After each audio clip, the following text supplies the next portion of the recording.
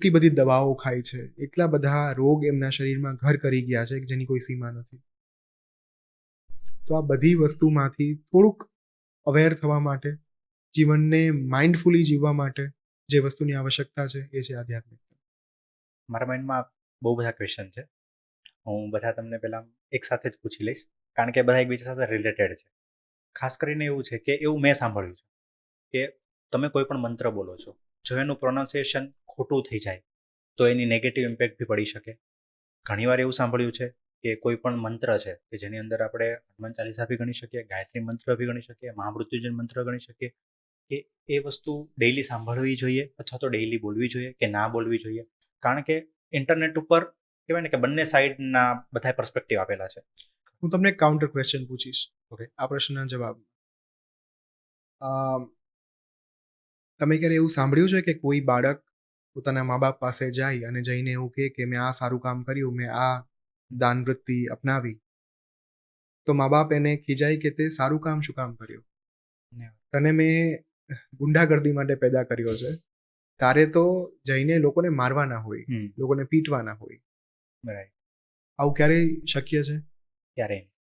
તમે તમારા મા બાપને યાદ કરો છો, જગતજનનીને યાદ કરો છો, જગત પિતાને યાદ કરો છો, એમના ઉચ્ચારણમાં 50 ભૂલો થાય.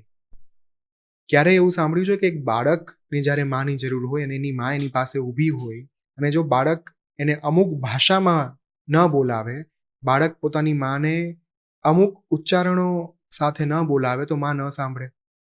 બાળકને ઈજા થઈ છે, બાળકના શરીરમાંથી લોહી વહી રહ્યું છે, રક્ત ટપકી રહ્યું છે અને એ રડી રહ્યું છે અને માં એનો અવાજ ન સાંભળે, એનું રુદન ન સાંભળે? શક્ય છે કોઈ દિવસ? ક્યારેય શક્ય નથી. એક નાનકડું બાળક જેને બોલતા નથી આવડતું, કાલી ઘેલી ભાષામાં બોલતું હોય છે, એ બાળકને માંથી તમે દૂર મૂકી દેશો ને તો એ માને ખબર પડશે કે એના બાળકને એની જરૂરિયાત ક્યારે પડે છે. તો અહીંયા તો આપણે જે આખા બ્રહ્માંડની અધિષ્ઠાત્રી છે, રાજરાજેશ્વરી છે, એની વાત કરી રહ્યા છીએ. એને બોલાવવા માટે, એનું પૂજન કરવા માટે, એની સાધના કરવા માટે, એના મંત્રના ઉચ્ચારણ કરવા માટે જો તમારે ધ્યાન રાખવું પડતું હોય તો આનાથી મોટી વિડંબના બીજી કઈ હોઈ શકે? એટલે આ વસ્તુમાં કોઈ જ સત્યતા નથી, આનાથી મોટી ભ્રમણા બીજી કોઈ નથી. લોકોએ, સાગરભાઈ, વાસ્તવિકતા એ જ છે કે લોકોએ છે ને ડરને ધંધો બનાવી દીધો છે. રાઈટ. લોકોના ધર્મના નામે એમના અંતરમાં ભય ઉભો કરીને એનકેશ કરવા માંગે છે. આ બહુ જ નગ્ન સત્ય છે, રૂડ અને રફ ટ્રુથ છે, અનફોર્ચ્યુનેટલી. તો જેટલા પણ વ્યુઅર્સ જોઈ રહ્યા છે, નિશ્ચિંત થઈને સાધના કરો, નિશ્ચિંત થઈને મંત્રના ઉચ્ચારણ કરો. જે મંત્રના ઉચ્ચારણ કરવા હોય એ કરો. એ 99 મંત્રનું કરવું હોય, ગાયત્રી મંત્રનું કરવું હોય, મૃત્યુંજય મંત્રનું કરવું હોય, નિશ્ચિંત થઈને કરો. કોઈ કરતા કોઈ આડઅસર, કોઈ દોષ, કોઈ પાપ નહીં લાગે જો તમે ખોટું ઉચ્ચારણ કરશો તો પણ. આ પ્રશ્ન પૂછવાનું રીઝન બી એ હતું કારણ કે જ્યારે આ પોડકાસ્ટ આપણો સ્કેડ્યુલ થયો અને હું થોડુંક રિસર્ચ કરતો ત્યારે મને બહુ જ વિડીયો એવા મળ્યા, બહુ જ ક્વેશ્ચન એવા મળ્યા, ઘણી બધી કમેન્ટ્સ એવી મળી કે જેની અંદર લોકોએ આ પોઈન્ટ એમનો જણાવ્યો કે ખોટું ઉચ્ચારણ કરવાથી આવું થાય એવું મેં સાંભળ્યું છે. અને ઘણાએ તો કેવી રીતે કર્યું હતું કે મેં ખોટું ઉચ્ચારણ કર્યું અને 3 દિવસ પછી મારે આવું થયું. એટલે એને શું કર્યું, એ જે હતું ને એને સેન્ટરમાં ગણી લીધું કે આ કર્યું એટલે જ થયું. એટલે ખાસ એ કરી એ જે મિસકન્સેપ્શન હતો એ દૂર કરી શકીએ આપણે. એ જ રીઝન. દરેક વખતે જ્યારે આ પ્રકારની કોઈ દુર્ઘટના થાય ને ત્યારે લોકો સૌથી પહેલા એ વિચારે કે મારાથી પૂજામાં ક્યાં ભૂલ થઈ ગઈ, મેં ક્યાં મંત્રનું ઉચ્ચારણ ખોટું કર્યું છે. પણ લોકો એવું નથી વિચારતા કે મારી મહેનતમાં ક્યાં કમી રહી ગઈ. માનો કે કોઈને બિઝનેસમાં ખોટ થઈ અથવા તો કોઈને કંઈક ઈજા પહોંચી, કોઈનું કંઈક એક્સિડન્ટ થયું, તો આપણે પેલો વિચાર એ નથી કરતા કે મારી ક્યાં ભૂલ થઈ હતી. આપણે એવી પ્રજા બની ગયા છીએ અનફોર્ચ્યુનેટલી કે દોષ ઈશ્વરનો જોવો જોઈએ. મારો તો ક્યારે ભૂલ હોય જ નહીં છે. હું તો એકદમ ઉજળો છું, મારી કોઈ ભૂલ જ નથી, હું દૂધે ધોયેલો છું. એટલે ધીસ ઇઝ આ એક એવી માનસિકતા છે જેમાંથી ભારતીયોએ બહાર નીકળવાની જરૂર છે. રાઈટ. અત્યારે ભારતમાં આપણે એવું કહી શકીએ કે અત્યારે ભારતમાં અસુર હોય? ક્યાં નથી? કેટલા બધા બળાત્કારોના કિસ્સાઓ સાંભળીએ છીએ. એ જે કરી રહ્યા છે એ અસુર નથી તો કોણ છે? કેટલા ખૂન ખરાબીના આપણે કેસીસ જોઈએ છીએ, કેટલા બધા કેસીસ આપણે લૂંટફાટના જોઈએ છીએ, કેટલા બધા કેસીસ આપણે સી આ એક એવી વાત છે કે જે મને એવું લાગે છે અંગત રીતે કે જ્યાં જ્યાં આ સમયગાળામાં અસુરનું પ્રાગટ્ય કે અસુરનું અસ્તિત્વ એવા મનમાં છે કે જ્યાં વિકારો વધારે હાવી છે. કેમ કે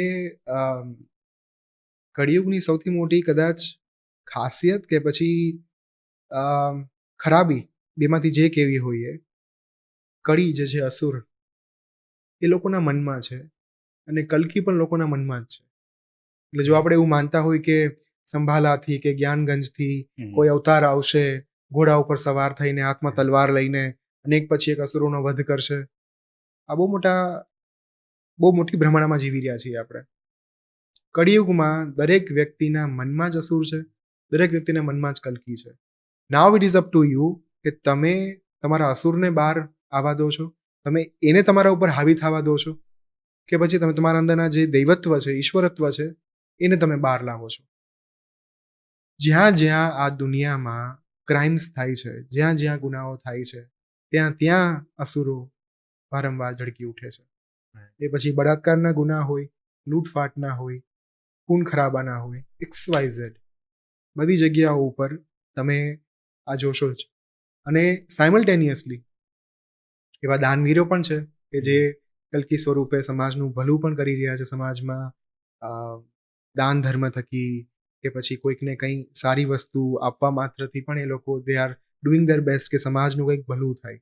ભલે 2-5 લોકો સુધી પહોંચી શકતા હોય, પણ એ વ્યક્તિ પોતાના કેપેસિટીમાં તો એ કલ્કી જ છે. પોતાની રીતે પોતાના જીવનમાં પોતાના લોકોની આસપાસ એ જેટલું સારું કરી શકે એમ છે, એ દરેક વ્યક્તિ મારા દ્રષ્ટિકોણથી કલ્કી છે કે જે એટલીસ્ટ એવો પ્રયાસ કરે છે કે હું જ્યાં રહું છું, હું જ્યાં કામ કરું છું, મારી આસપાસના લોકો એટલીસ્ટ મારા થકી તો દુઃખી ન થવા જોઈએ, મારા થકી એમને કોઈ પ્રકારની હાનિ ન પહોંચવી જોઈએ.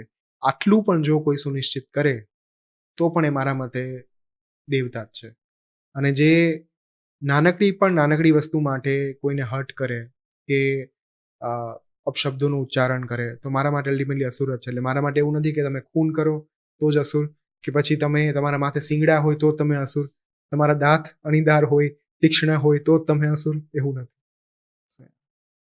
આ ક્વેશ્ચન પૂછવાનું બી રીઝન એક એવું હતું કારણ કે મારો નેક્સ્ટ ક્વેશ્ચન એવો હતો કે જે બેડ એનર્જીસ છે એનાથી લોકો ઇન્ફ્લુઅન્સ વધારે થઈ જાય છે, કારણ કે એમાં ખબર નહીં પણ એમને એક પોઝિટિવ સાઈડ બી દેખાતી હશે ભવિષ્ય માટે, બરાબર? તો આવી જે એનર્જી છે એનાથી કઈ રીતે દૂર રહેવું? આપણે છે ને બહુ શોર્ટકટ વિચારતા થઈ ગયા છે બધી વસ્તુ બાબતે કે મારે પૈસા કમાવા છે તો હું જો રસ્તો ભલે અનૈતિક હોય પણ જો હું આ કરી લઈશ તો મને 2 દિવસમાં પૈસા મળી જશે, અને ટૂંકા ગાળાના લાભ જોતા થઈ ગયા છીએ આપણે. મટીરિયલિસ્ટિક જે વસ્તુઓ છે એની અંદર. કરેક્ટ. તો જ્યારે પણ આ પ્રકારના વિચારો બળવત્તર બને, પ્રબળ બને, ત્યારે જસ્ટ રિમેમ્બર વન થિંગ કે મારા આ એક કર્મને કારણે આખી જે કર્મચક્રની સાયકલ છે, જે આખું કર્મચક્ર છે એ કઈ રીતે હેરાન થશે. અને ઘણી બધી વખત તમારા કર્મો તમારા બાળકોને પણ અસર કરતા હોય છે અને આવનારી પેઢીને પણ અસર કરતા હોય છે. કેટલા એવા ઉદ્યોગપતિઓ છે ને કે જેમના બાળકો આજની તારીખે એટલે રીબાય છે કેમ કે એમના પિતાઓએ આ દેશનું દેવાળો ફૂંકીને નીકળી ગયેલા. કેટલા લોકો આજની તારીખે પણ એવા છે કે જેમના મા બાપે કોઈ ગુના કરેલા હોય, કોઈ ક્રાઇમ્સ કરેલા હોય, એમની ઇમેજ એ પછી બાળકો મોટા થાય ને તો પણ લોકો એમને એમના બાળક તરીકે જ ઓળખે, ભલે એ બાળક ગમે એટલું સત્કાર્ય કરનારું બાળક થયું હોય જીવનમાં. તો એ એનર્જીસથી દૂર રહેવા માટે, કે પ્રકારની ઉર્જાઓથી દૂર રહેવા માટે આઈ કેન જસ્ટ સે વન થિંગ કે માઇન્ડફુલનેસ સાથે જીવો. તમે એવું માનીને જીવો છો કે હું કાલે જ બધું લૂંટી લઉં તો એ તો શક્ય નથી. હા, એટલું ખરું કે આ એલોપેથી અને આયુર્વેદિક જેવું છે. તમે જો વિચારીને દવાઓ ગળ્યા રાખશો કે એલોપેથીના કારણે મને તાત્કાલિક લાભ મળી જાય, મળી પણ જશે, ટૂંકા ગાળાનો લાભ મળી જશે, પણ લોંગ ટર્મ પાછી એ બીમારી ઉથલો મારશે.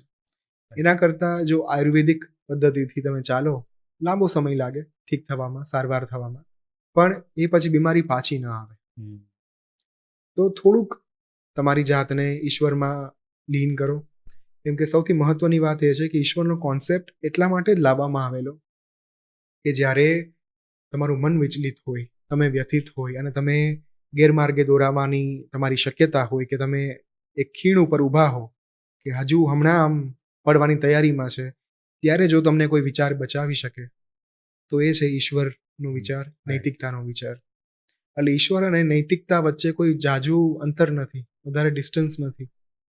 તમે જો માત્ર ને માત્ર એક મનમાં વિચાર રાખીને ચાલો છો કે મારે જીવનમાં થોડુંક આધ્યાત્મિક થઈને રહેવું છે, તો જ્યારે જ્યારે ખરાબ વિચારો આવશે ને, કંઈ પણ દુષ્કર્મ કરવાના વિચાર આવશે, ત્યારે ત્યારે પેલું જે સારપ છે એ ઝળકશે, એ તમને રોકશે. જો એટલું પણ નહીં કર્યું હોય તો દુષ્કર્મ તો કરી જ નાખશું પછી અલ્ટિમેટલી.